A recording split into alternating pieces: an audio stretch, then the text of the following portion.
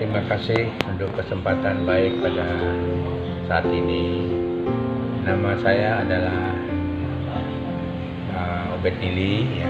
Sudah jadi pendeta emeritus karena sudah 50 tahun melayani, ya.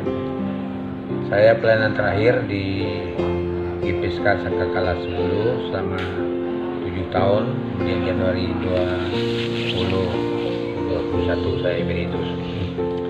Jadi GPSK sekarang ini sudah beberapa kali berubah nama. Tahun 72 lahirnya organisasi ini disebut PIK, Persekutuan Injil Kalimantan. Kemudian tahun 75 berubah PIK menjadi PSK, Persekutuan Sidang Kristus, ya. Jadi waktu menjadi Persekutuan Sidang Kristus pergantian ketua, jadi pada waktu itu hasil konferensi memandatkan saya menjadi ketua sinode PSK. Jadi saya dididik dalam sebuah sekolah Kristen oleh misi dalam kurun waktu 4 tahun, karena waktu saya masuk sekolah saya sudah bisa baca tulis, jadi hanya 4 tahun, yaitu 57 sampai 61, 1957 sampai 61. Kemudian ketika saya selesai pendidikan, ditanyalah mau lanjut ke mana gitu. Jadi saya bilang saya mau ke sekolah kitab, tapi karena umur baru 17 tahun waktu itu belum bisa. Jadi saya menunggu sampai umur 20 lebih. Nah, lalu saya pulang ke kampung, memimpin gereja kecil di kampung saya, juga mengajar sekolah bagi anak-anak di kampung saya. Kemudian ketika sedang mengajar di sekolah, saya cerita sedikit lah pengalaman waktu itu. Ada konfrontasi dengan Malaysia, Indonesia tahun 63 sampai 65. Jadi saya dengan beberapa teman wajib militer jadi sukarelawan. Ketika selesai ini dah damai, ya, tahun 65 itu kan ada gerakan 30 DPR Indonesia dengan Malaysia damai. Lalu saya dipanggil untuk sekolah kitab tahun 66 itu. Bulan Agustus 66 saya masuk sekolah teologi di kelas Sabsitang. Tamat tahun 71, kemudian melanjutkan pelayanan yang dilaksanakan di berbagai tempat kerjasama dengan misi dan beberapa orang nasional dari tahun 71 ya.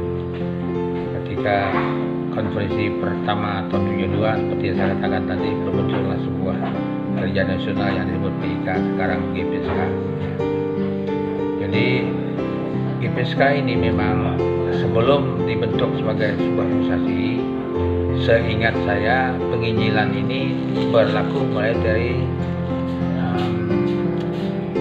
1950 ya, 1950.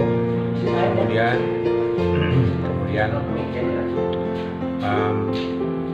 terus masa penginjilan kerjasama dengan misionaris, beberapa pemimpin nasional, orang-orang tua yang saya sebut generasi yang pertama.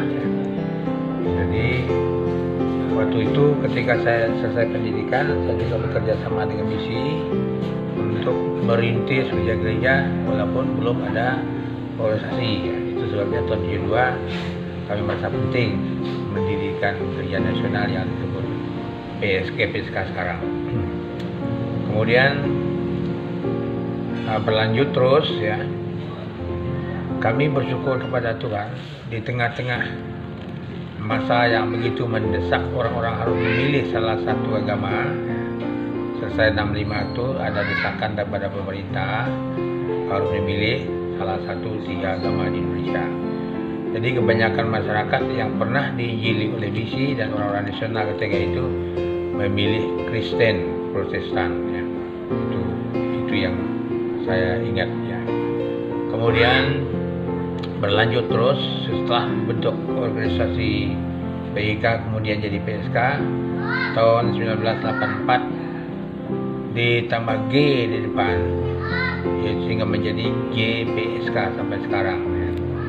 Jadi sudah beberapa pergantian pemimpin ya. Sampai sekarang saya tidak begitu ingat berapa kali pemimpin berganti pemimpin, dan saya bersyukur kepada Tuhan dalam masa-masa sulit kurang tenaga Tuhan utus hamba-hambanya dari NTT pada tahun-tahun dari 65 sampai tahun 75 kalau tidak salah. Kurun waktu 10 tahun itu hamba-hamba Tuhan dari NTT yang menerima pimpinan Tuhan atau dipanggil Tuhan untuk melayani di pedalaman Kalimantan secara khusus di GPSK ya. Ada 5 orang. Pada waktu itu ada gebrakan-gebrakan luar biasa dari Tuhan memakai mereka sehingga banyak kampung-kampung yang mengaku diri Kristen, banyak orang-orang bertobat pada waktu itu, banyak pembakaran kuasa-kuasa gelap dan sebagainya Tuhan pakai mereka. Sementara orang-orang nasional asal di sini juga tidak begitu bertambah ya.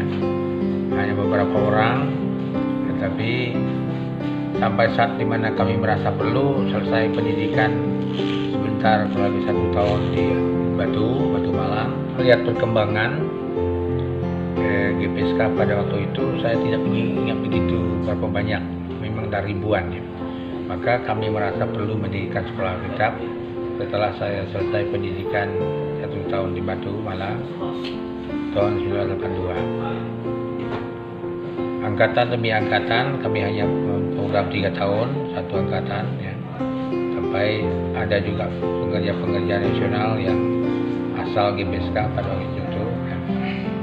Ketika Pak Ian menjadi ketua sinode, jadi beliau memintakan kami membuka diri kepada sekolah-sekolah teologi yang lain yang seasas dengan kita, sehingga sampai sekarang pintu itu masih terbuka. Maka puji Tuhan karena Tuhan sudah mengatur segala-galanya yang terbaik, sehingga GPSK yang tadinya tak punya sekolah teologi lagi, kami sudah punya hamba Tuhan yang mantap yang datang dari berbagai sekolah teologi melayani di GPSK sampai sekarang. Jadi saya bersyukur kepada Tuhan pada saat ini saya berada di Sintang telah mengikuti ulang tahun yang ke-50 GPSK. Jadi bila mana kami menoleh ke belakang, banyak hal yang Tuhan sudah buat.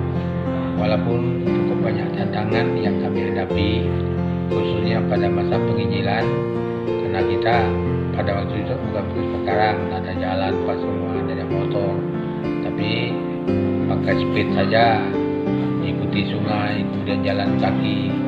Kadang-kadang saya dengan tim misionaris itu sampai 1 bulan lebih berjalan keliling di sebuah daerah untuk menginjili dari kampung ke kampung. Jadi keberadaan GPSK sekarang itu bukan kebetulan, meskipun dari 65 sampai tahun 72 banyak desa-desa atau kampung itu sepertinya terpaksa masuk Kristen, tetapi justru itulah Tuhan buka pintu bagi masyarakat asli orang-orang di daerah ini supaya mereka menerima Injil. Jadi kita bersyukur kepada Tuhan, kembali kepada apa yang saya katakan tadi, karena GPSK tak punya sekolah teologi lagi karena dah tutup ya.